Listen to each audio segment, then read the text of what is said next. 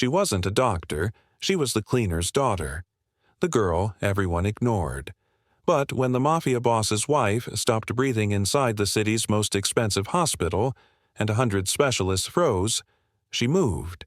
Her hands weren't trained, just brave, precise, human. By sunrise, the woman was alive, and the same doctors who mocked her whispered one name: the cleaner's girl. Rain hammered the hospital glass like restless fingers, washing the neon reflection of sirens across the lobby floor. Amara adjusted her blue delivery jacket, clutching the small thermal box to her chest as she stepped off her old scooter. The security guard barely looked up. To him, she was invisible, just another errand girl who came and went while real lives happened inside. Inside the marble corridors, the air smelled of disinfectant and panic. Nurses rushed past, whispering in clipped tones, and somewhere above them the elevator chimed for the VIP floor, where rumor said a Mafia boss's wife was dying. Amara's mother worked the night shift there, mopping the tiles no one noticed, cleaning footprints of power and fear alike. Amara took the elevator, head down, careful not to meet anyone's eyes. Her mother had told her since childhood, "We survive by being unseen." But unseen had turned into unheard. Each night she delivered medicine to the higher floors, watching the white coats sweep past her like a tide that never slowed. She'd once dreamed of wearing one herself, but dreams didn't pay bills. When the doors opened, the hallway was chaos. Suited guards lined the walls, doctors barked orders, their voices clashing with the steady, cruel rhythm of a heart monitor in distress. Through the ICU window, Amara caught a glimpse. A pale woman on a ventilator, her chest rising shallowly, surrounded by blinking lights and desperate men. At her side stood Don Vitale, the man every headline called untouchable. His eyes, dark and sleepless, tracked every motion in that room like a loaded gun. "Where's the new dosage?" a doctor snapped, turning toward Amara. She lifted the box instinctively. Before she could speak, another doctor snatched it from her hands. "You people are late," he muttered, ripping it open. Amara wanted to say the route was flooded, that she'd risked the storm to get here, but the words caught somewhere between her pride and her throat.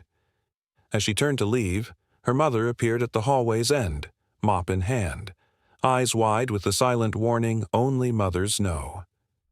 "Don't get involved."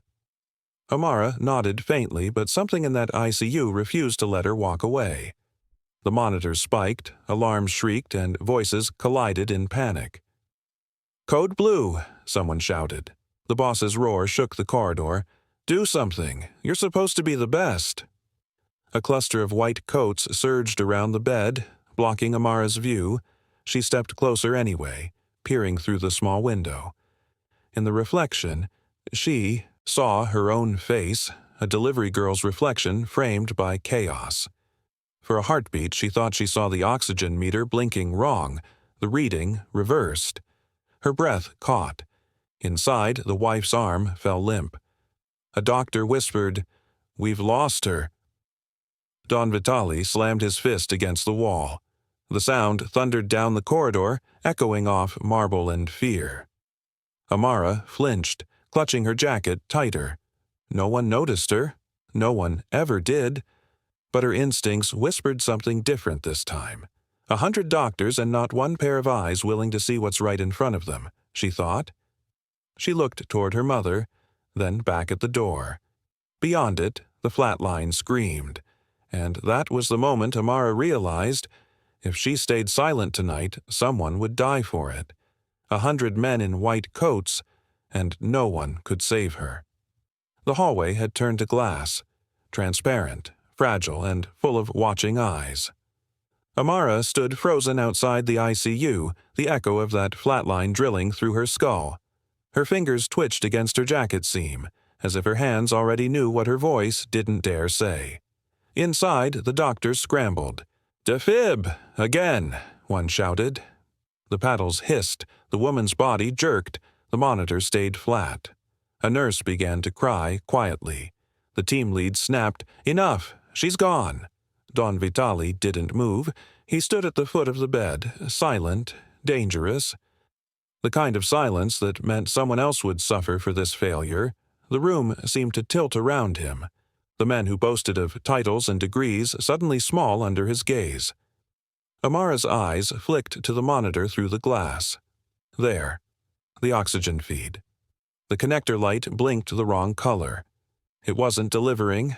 It was draining. She turned to the nearest nurse. That line's reversed. The nurse blinked at her, startled, then frowned. You're not supposed to be here. I'm telling you. Back off, delivery staff, a doctor barked without looking up. You're in restricted. The ventilator coughed. The woman's lips turned pale blue. Amara's voice cracked through her fear. You're starving her brain. That valve is... A sharp command cut her off. Security! 2 guards moved toward her, heavy boots striking marble. She took a step back but didn't lower her eyes. Check the oxygen feed, she said, quieter now. Just look. One of the doctors laughed bitterly. Fantastic. Now we're taking medical advice from janitors. Her mother's mop clattered on the tile behind her. Amara, she whispered, trembling. Please, don't. These people... I can see it, Amara said softly. It's backwards. The guard's hand gripped her shoulder, cold and final. But before he could pull her away, Don Vitali's voice stopped everyone. What did you just say? The room froze. The boss turned, his glare landing like a weapon. Amara's throat went dry. The feed, she whispered. It's reversed. You're pushing air where it shouldn't go. For a long moment, no one breathed. Then one of the doctors stepped forward, indignant. Sir, that's ridiculous. We've checked. Then check again, Vitali said quietly. The doctor hesitated, swallowed, and turned back to the bed. His gloved hand reached for the valve, twisting it slowly. The moment it clicked, the monitor flickered, then let out a weak, stuttering beep. Every head in the room turned. The nurse gasped. She's got pulse. Don Vitali's eyes flicked to Amara, unreadable. The guard let go of her arm. The senior doctor tried to recover, barking orders again, pretending control. Keep her stable. Increase flow. But Vitali cut him off. Everyone out. His tone made the air itself tighten. Sir, I said out. The team hesitated, then backed away one by one, coats swishing like retreat flags. The door slammed. Only the boss, the unconscious wife, and Amara remained. Her chest heaved. Her knees trembled. I didn't mean to interfere, she said softly. I just saw... You saw what my doctors didn't. His voice was low, dangerous but not angry. What's your name? Amara, she whispered. He studied her, expression unreadable. You saved her life? She shook her head. No, I just stopped them from killing her. Silence. The monitor kept its rhythm. Somewhere down the hall, thunder rolled against the glass. Don Vitali turned toward the door, his voice steady. Nobody touches this girl, not until I say so. Amara's mother clutched her chest in disbelief as the guards froze mid-step. For the first time in her life, Amara didn't feel invisible. She just didn't know if being seen by him was salvation, or the start of something far more dangerous. If you touch her, you die, one guard warned. She moves anyway. The ICU was a battlefield of beeping machines and flickering lights. Outside, thunder shook the glass panels, washing the room in brief flashes of white. Amara's pulse matched the storm. She stood a few feet from Don Vitali, her small figure reflected in the steel of his gun holster. The doctors lingered at the door, unwilling to leave completely. Vitali's order still hung in the air, heavy as law, but none of them moved closer either. Their failure had already branded them. They weren't about to risk another mistake under the boss's stare. Do something, he said quietly. Words meant for them, not her. No one answered. The ventilator alarm shrieked again, jagged and merciless. The wife's chest barely rose. Amara saw the air bubble creeping up the IV line, slow as dread itself. She didn't think. She moved. The nearest nurse tried to stop her. "Miss, you can't." "I already did," she said, snapping the tube free. Fluid hissed, a bead of air escaping. The sound was tiny, almost nothing, yet the monitors reacted instantly. The flat line stuttered, then trembled. Every person in that room froze. Amara's breath caught.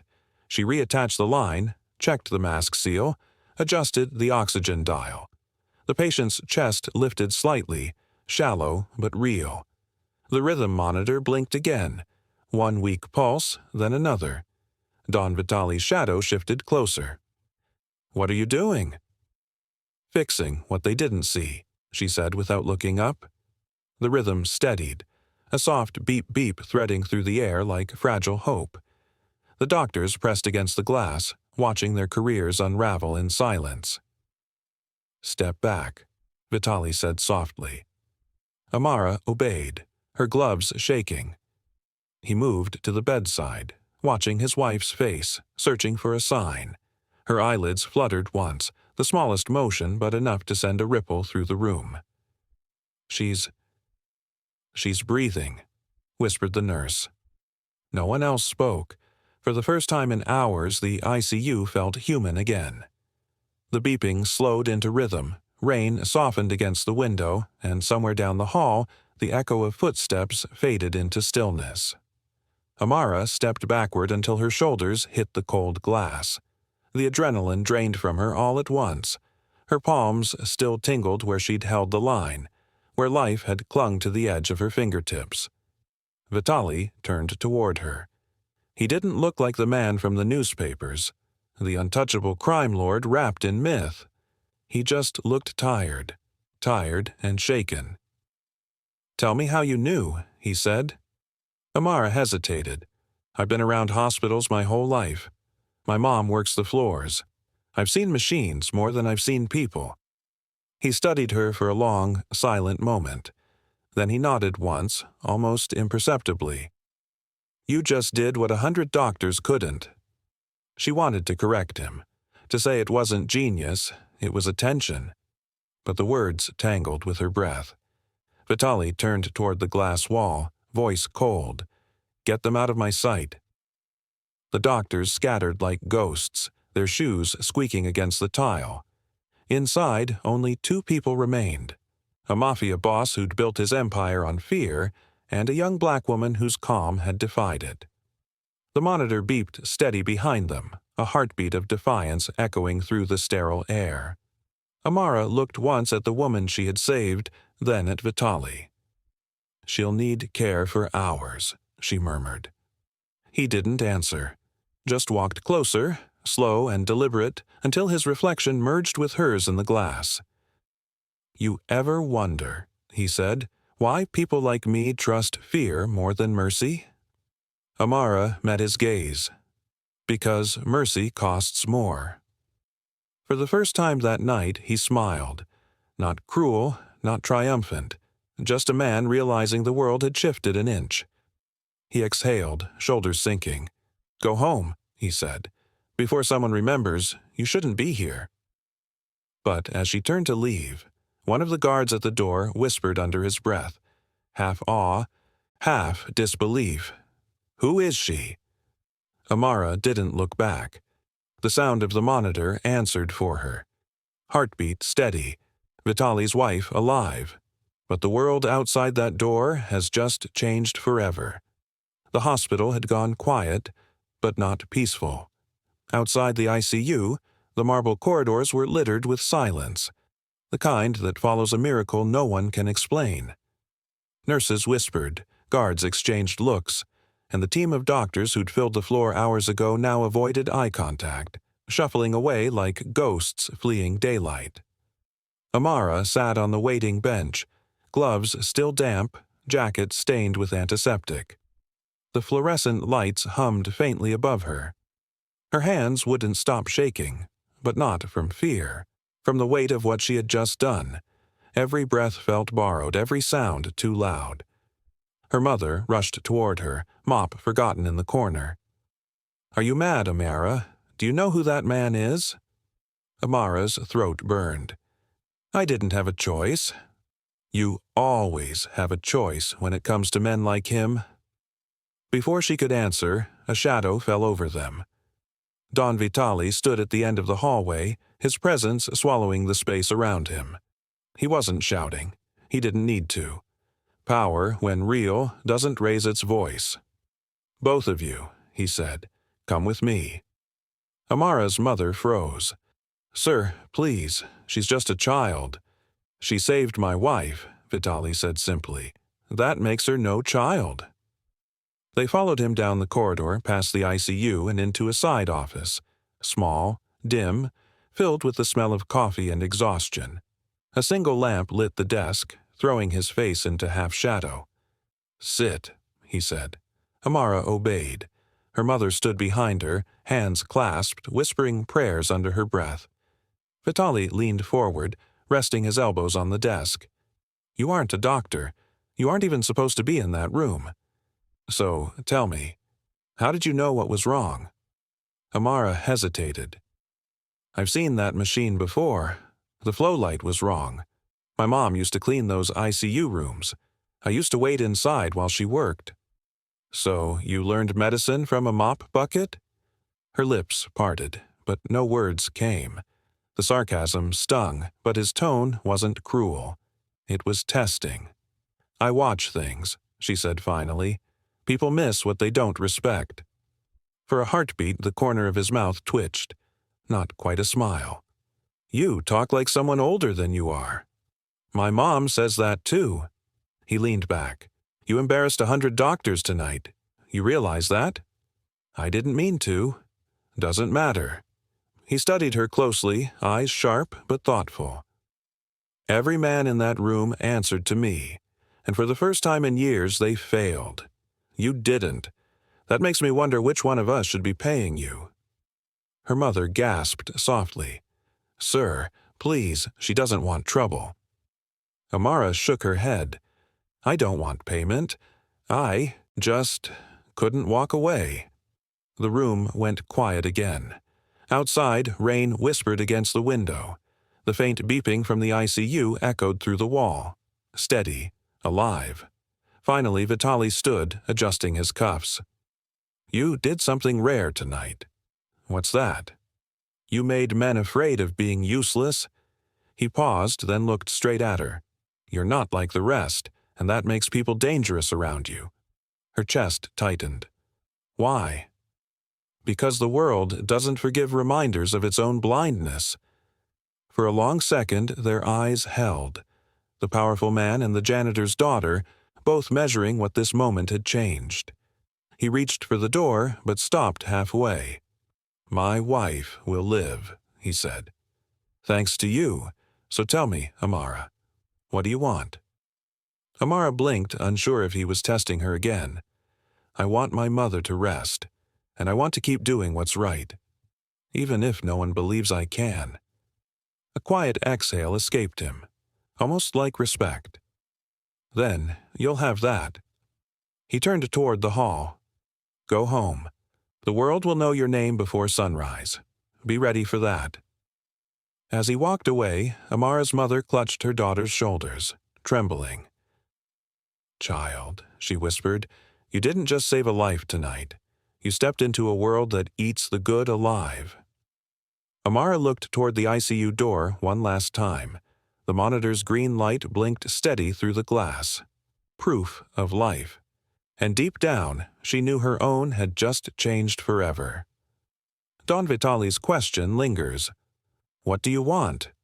Amara's answer has already begun to define her fate.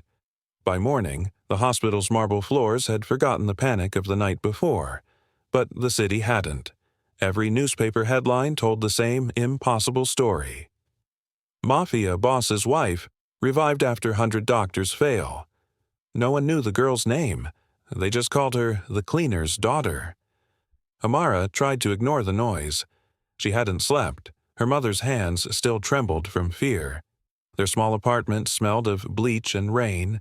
The scent of every night she'd watched her mother come home from the hospital, exhausted but proud. "You shouldn't go back," her mother said quietly as she folded laundry. "I have to," Amara replied.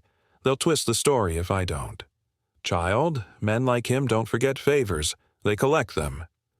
A knock at the door cut her sentence short. Heavy, slow, deliberate. When Amara opened it, the corridor filled with the shadow of 3 men in black coats.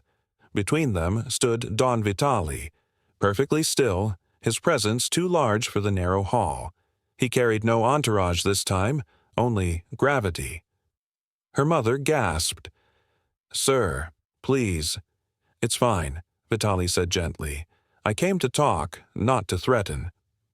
He looked nothing like the man from last night, no storm in his eyes, only quiet focus. "May I come in?" Amara nodded, the uncertain, and moved aside. The apartment was small. 1 room, 2 chairs, faded curtains, a world built from survival. Vitali glanced around, saying nothing. "I didn't mean for this to become public," he said finally, "but stories travel faster than truth." "I didn't ask for it to, sir." "I know."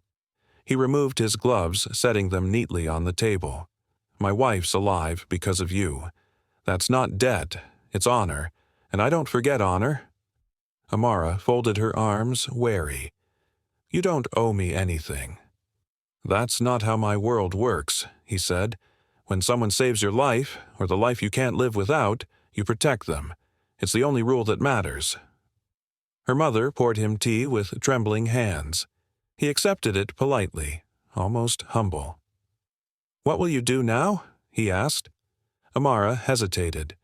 "Go back to work, same as before." "After what happened? You think the hospital will keep you?" "I don't care if they don't." He studied her. "You could have their jobs by noon." She shook her head. "I didn't do it for a job." Silence settled between them, thick as smoke. Outside, traffic hummed. The city was waking up to a new rumor. Finally, Vitali leaned forward. "I can offer you more than a job. A clinic, staff, supplies, your own place to heal people who'd never afford a hospital bed." Her mother stared, speechless. Amara's eyes softened. "Why me?" "Because you did what power couldn't. You looked at a dying woman and saw a person, not a transaction. That's rare." She swallowed hard. "And if I say no, then nothing changes," he said quietly. "You go back to your life. I go back to mine. But the city won't forget you, and neither will I." For a long moment, Amara said nothing. The offer hung between them like a coin, spinning in slow air. "I can't be owned," she said finally. Vitali nodded. "Good, then you'll know when someone tries." He stood to leave. At the door, he paused, glancing once more around the tiny room, the peeling paint, the flickering bulb, the woman who'd raised a miracle. "You remind me of someone," he said softly. "Who?" "My wife, before the world turned her into porcelain." He slipped his gloves back on. "Keep the clinic idea. Whether you accept my help or not, it'll be built in your name." And then he was gone, leaving only the echo of boots down the hall and a silence that didn't feel empty. Her mother looked at her, eyes wide. "He offered you the world, Amara." She shook her head, staring at the cup he'd left untouched. "No, Mama. He offered me power. The world's the part I have to build myself." Amara watches dawn break through the window. Somewhere across the city, construction workers break ground under a new sign. The Amara Clinic. Morning sunlight poured through glass walls lined with soft curtains, cutting gold through the scent of disinfectant and fresh paint. The sign outside still looked strange to Amara. The Amara Community Clinic. Every time she saw it, she half expected to wake up back on the scooter, delivery bag slung across her shoulder, rain soaking through her jacket. Inside, the small waiting area was full. Mothers with children, old men with shaking hands, factory workers who'd never been able to afford a hospital room. The staff bustled quietly, respectful but not afraid, the kind of peace Amara had never seen inside the marble halls she once delivered medicine to. Her mother wiped a counter, smiling when she caught her daughter's eye. "I told you, child," she said.